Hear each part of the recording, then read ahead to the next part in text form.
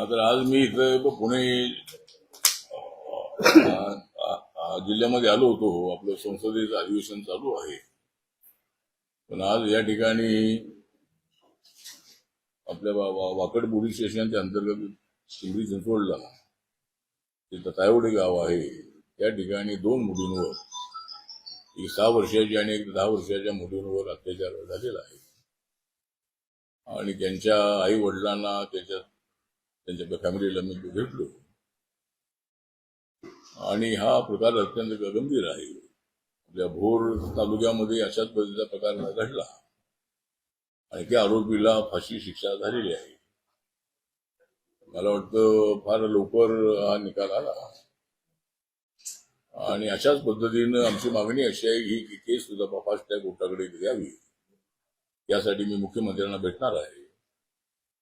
त्यानंतर उज्ज्वल निकम जे आहे ते उज्ज्वल निकम एक सरकारी वकील म्हणून या केसमध्ये ते द्यावे अशी आमची मागणी आहे. आणि अशा पद्धतीचे समाजाला बदनाम करणारे असे प्रकार घडत आहे. माणुसकीला कलंक लागेल अशा पद्धतीची मेंटॅलिटी आज समाजातल्या काही व्यक्तींमध्ये आहे आणि हा प्रकार अत्यंत गंभीर अशा पद्धतीचा आहे. रिपब्लिकन पक्षाच्या वतीनं त्यांना 51,000ची मदत आज आपण दिलेली आहे त्या कुटुंबियांना. आणि सामाजिक न्याय खात्याच्या वतीनं त्या 2 मुलींना 5-5 लाख रुपये असे 10 लाख रुपये जे आहेत ते त्यांच्या कुटुंबाच्या नावावर ते सामाजिक न्याय खात्याच्या वतीनं लवकरच देण्यात येणार आहे. आणि या केसमध्ये सुद्धा आरोपीला फाशी झाली पाहिजे अशा पद्धतीची आमची मागणी आहे. देशभरामध्ये अशा पद्धतीचे प्रकार होत आहे आणि माणुसकीला लाज वाटेल अशा पद्धतीचे प्रकार घडत आहेत. याच्यासाठी सरकारची जिम्मेदारी आहेच आहे. समाजातल्या इतर घटकांची जबाबदारी आहे. अशा पद्धतीच्या घटना घडू नये यासाठी सामाजिक संस्था आहेत, नेते आहेत, कार्यकर्ते आहेत, त्यांनी सुद्धा प्रयत्न करणं अत्यंत आवश्यक आहे. अशा पद्धतीची आमची सूचना आहे आणि हे प्रकार थांबावेत यासाठी आपण सर्वांनी मिळून प्रयत्न करणं अत्यंत आवश्यक आहे. दुसरा विषय जो आहे तो आपली काँग्रेस जनता पार्टी जी आहे. काँग्रेस जनता पार्टीचे अभिजित दिपके हे तसे आपल्या समाजाचे आहे. औरंगाबादमध्ये त्यांचं कुटुंब राहतंय. त्यांचे वडील इंजिनियर आहे आणि अमेरिकेमध्ये 2 वर्षाचं शिक्षण घेण्यासाठी गेलेले अभिजित दिपके यांनी आपली पार्टी त्यांनी स्थापन केलेली आहे. आणि नीट एक्झाम मध्ये झालेल्या या गैरप्रकाराच्या संबंधामध्ये त्यांनी आंदोलन केलं होतं. शांततेने आंदोलन करण्याचा सगळ्यांना अधिकार आहे. लोकशाहीमध्ये सर्वांना मागणी करण्याचा अधिकार आहे आणि त्याप्रमाणे ते अनेक दूर त्या ठिकाणी ते जंतर मंतरला पोहोचले आणि अत्यंत शांततेने ते आंदोलन चाललेलं होतं. 20 तारखेला मात्र तो त्यांचा मोर्चा निघाला. तो मोर्चा रेल भवनपर्यंत आलेला होता आणि रेल भवनजवळ तो मोर्चा आल्यानंतर पोलिसांवर दगडफेक झालेली आहे. त्यानंतर बॅरिकेटर तोडून आंदोलक हे पलीकडे पार्लमेंटकडे जाताना दिसत आहे. त्यामुळे पोलिसांना लाठीचार्ज करावा लागलेला आहे. त्याचं काही आम्ही समर्थन करत नाही. त्याची चौकशी होईल. त्याच्यामध्ये जे अधिकारी दोषी असतील त्यांना सुद्धा त्यांच्यावर कारवाई झाली पाहिजे अशा पद्धतीची आपली सूचना आहे. आणि माननीय अमित शहा हाऊसमध्ये येत नाहीत अशी एक तक्रार विरोधकांची आहे. त्याच्यामध्ये असं आहे की ज्या मंत्र्याचं काम त्या हाऊसमध्ये असतं ते मंत्री त्या हाऊसमध्ये येत असतात. त्यामुळे अमित शहा यांचं त्यावेळेला कुठलंही काम नसल्यामुळं ते हाऊसमध्ये आले नाही, म्हणून ते हाऊसमध्ये येत नाही. अशा पद्धतीची तक्रार योग्य नाही. आणि मला असं वाटतं की अमित शहा हे देशाचे गृहमंत्री आहेत. ते अत्यंत ऍक्टिव्ह असणारे गृहमंत्री आहेत आणि त्यांच्यावर अशा पद्धतीचा आळ घेणं बरोबर नाही असं आमचं म्हणणं आहे. सत्ताधारी पक्ष आणि विरोधी पक्ष एकत्रितपणे काम करण्याची आपल्या संविधानामध्ये तरतूद आहे. त्यामुळं हाऊसचं कामकाज चाललं पाहिजे. त्या ठिकाणी विरोधकांना आपली भूमिका मांडण्याचा अधिकार आहे. कोणत्याही बिलावरती चर्चा होत असताना त्यामध्ये काय बदल करणं आवश्यक आहे हे विरोधकांना सांगण्याचा अधिकार आहे. आणि सत्ताधारी पक्ष आणि विरोधक हीच लोकशाही आहे. त्यामुळे लोकशाहीचा अर्थच असा आहे की विरोधकांनी सुद्धा आपली भूमिका ही मांडली पाहिजे. आणि सरकारने चांगले निर्णय घेतले असतील तर ते चांगले निर्णय चांगले आहेत असं म्हटलं पाहिजे. सरकार कुणाचं सरकार बदलत असतात. 60 वर्ष 70 वर्ष काँग्रेस पार्टी सत्तेवर होती. आता 12 वर्षापासून एनडीए सत्तेवर आलेली आहे. आणि लोकांचं जे मत आहे लोकांच्या बहुमतावर सरकार स्थापन होत असतं. त्यामुळे नरेंद्र मोदींच्या नेतृत्वाखाली भरभरून अशा पद्धतीचा पाठिंबा जनतेने दिलेला आहे. आणि देश विकासाच्या दिशेने पुढे जातो आहे. जे देशामधले प्रश्न आहेत ते प्रश्न सोडवण्यासाठी नक्कीच आमच्या सरकारचा प्रयत्न चालू आहे. सर्व घटकांना न्याय दिला पाहिजे आमची भूमिका आहे. आणि 10% आरक्षण इकॉनॉमिक विकत शिक्षणाला देण्याचा निर्णय झालेला आहे. त्यानंतर जातीच्या आधारावर जनगणना करण्याचा निर्णय आमच्या सरकारने घेतलेला आहे. रोडचं डेव्हलपमेंट अत्यंत चांगल्या पद्धतीने चालू आहे. रेल्वेमध्ये अत्यंत चांगल्या पद्धतीची सुधारणा होत आहे. आणि अनेक प्रश्नांना न्याय देण्याच्या संबंधामध्ये सरकारचा प्रयत्न सातत्याने चालू आहे. एकतर आरक्षण हा आमचा संविधानिक अधिकार आहे, हक्क आहे आमचा. तो शेड्यूल कास्टला आणि शेड्यूल ट्राईबला बाबासाहेबांच्या प्रयत्नामुळं आणि बाबासाहेबांनी आग्रही भूमिका मांडल्यामुळं संविधान सभेने याला मंजुरी दिली. आणि दलित आणि आदिवासींना सुरुवातीला आरक्षण मिळालं 15% आणि 7%. त्यानंतर ओबीसीना जे मंडल आयोगाच्या ज्या शिफारशी होत्या या शिफारशी मान्य करा यासाठी सातत्याने आंदोलन झाली होती. आणि दलित नंतरच्या काळामध्ये अनेक वेळेला मी सुद्धा मागणी केली होती. नामांतराची मागणी करत असताना मराठवाडा विद्यापीठाला बाबासाहेबांचं नाव द्या ही मागणी करत असताना आमच्या पक्षाच्या आमच्या प्रांताच्या वतीने त्यानंतर रिपब्लिकन पक्षाच्या वतीनंही आम्ही अनेकदा मागणी केलेली होती की ओबीसीना आरक्षण मिळालं पाहिजे. आणि त्यानंतर ओबीसीच्या काळामध्ये ओबीसीना आरक्षण मिळालं. आणि ओबीसीचं पर्सेंटेज 52% असावं अशा पद्धतीचा कालेकर आयोगाचा अभ्यास आहे. म्हणजे अभ्यासातून त्यांनी सांगितलं होतं ओबीसी 52% असण्याची शक्यता आहे.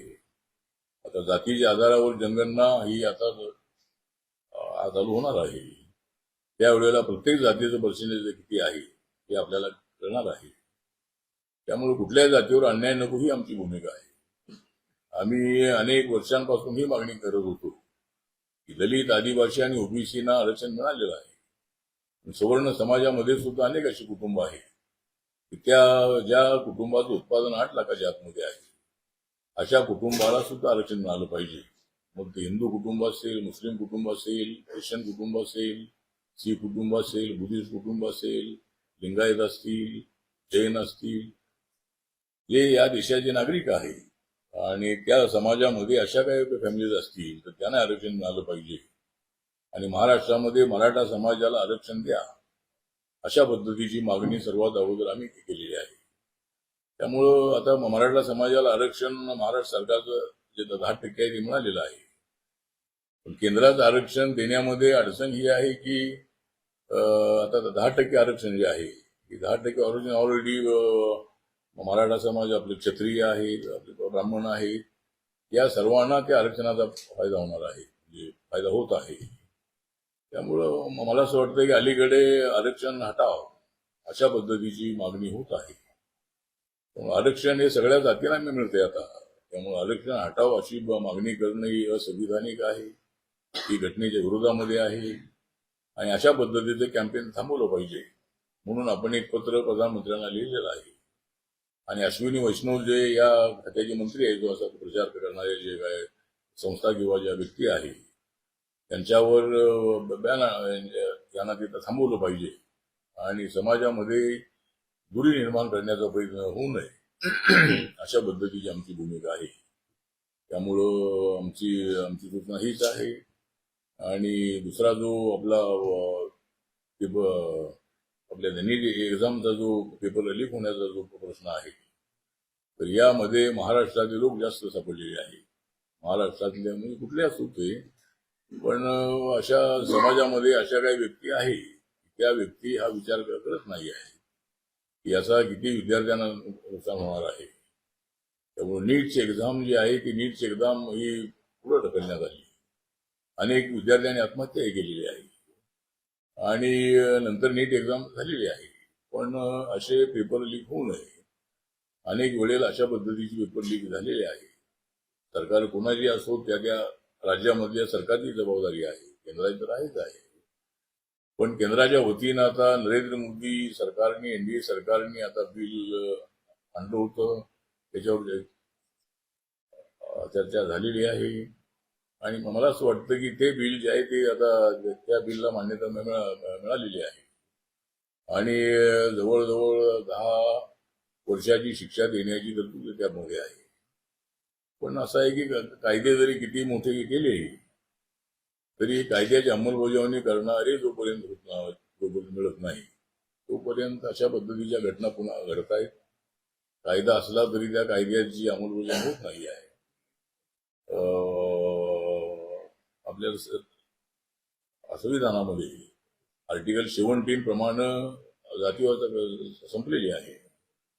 पण शहरामध्ये तेवढी ते दिसत नाही आहे. पण खेड्यापाड्यामध्ये अजूनही दलितांवरती अत्याचार होत आहे. त्यामुळे कायदे झाले पाहिजेत पण त्याची अंमलबजावणी करणारे लोकांची जी काही लोक आहे त्या लोकांना कायदे समजावून सांगणं आवश्यक आहे आणि असे प्रकार घडू नये अशा पद्धतीचा आपला प्रयत्न आहे. आणि कॉंग्रेस जनता पार्टीच्या नेत्यांना माझं एवढंच सांगणं आहे की आम्ही सुद्धा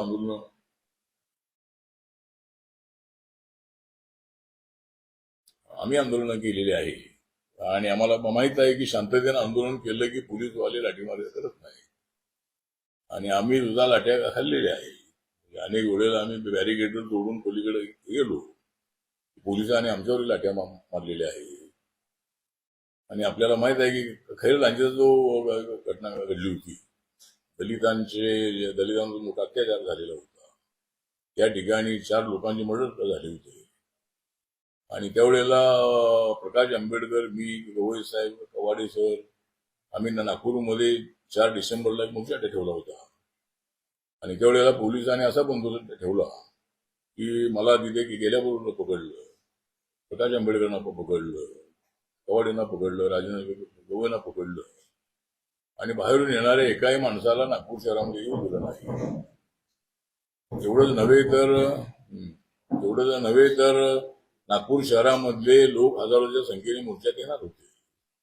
सगळ्या वस्त्यामध्ये एवढा बंदोबस्त ठेवला होता की एका माणसाला बाहेर त्यांनी येऊ दिलं नाही. तेवढं आम्ही सुद्धा असे अनुभव घेतलेले आहे. आम्ही सुद्धा लाट्या खाल्लेल्या आहे. म्हणून आंदोलन हे शांततेच्या मार्गाने झालं पाहिजे अशी आपली भूमिका आहे. तर पोलिसांनी चुकीच्या पद्धतीने लाठीमार केला असेल तर त्याची चौकशी नक्की होणार आहे. आणि आता काँग्रेस जनता पार्टीच्या नेत्यांना एवढंच निवेदन आहे की सगळ्यांचे राजीनामे मागण्यासाठी सारखं आंदोलन करणं हे योग्य नाही असं आपलं मत आहे. करायला प्रत्येकाला अधिकार आहे. पण आता धर्मेंद्र प्रधान यांचा राजीनामा घेतल्यानंतर आम्ही आता अमित शहाचा राजीनामा मागणार आहे, नंतर अनेक गुणाचा मागणार आहे. तर अशा पद्धतीने आपली ताकद खर्च करू नये.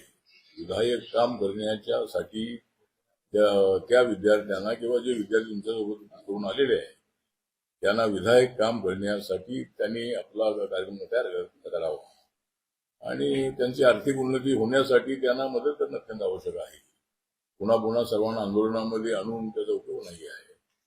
आणि या आंदोलनाच्या केसेस सगळ्या मागे होणार नाही अशा पद्धतीची भूमिका सरकारने घेतलेली आहे. प्रधानमंत्र्यांनी सांगितलं की या केसेस अजिबात होणार नाहीत म्हणून. त्यामुळे पुन्हा सारखी आंदोलनं करणं योग्य नाही असं आपलं मत आहे.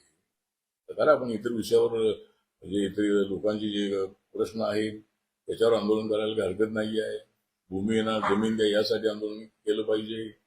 त्यानंतर लोकांनी उद्योग टाकण्यासाठी त्यांना बँकांनी मदत करावी यासाठी आंदोलन करायला हरकत नाही आहे.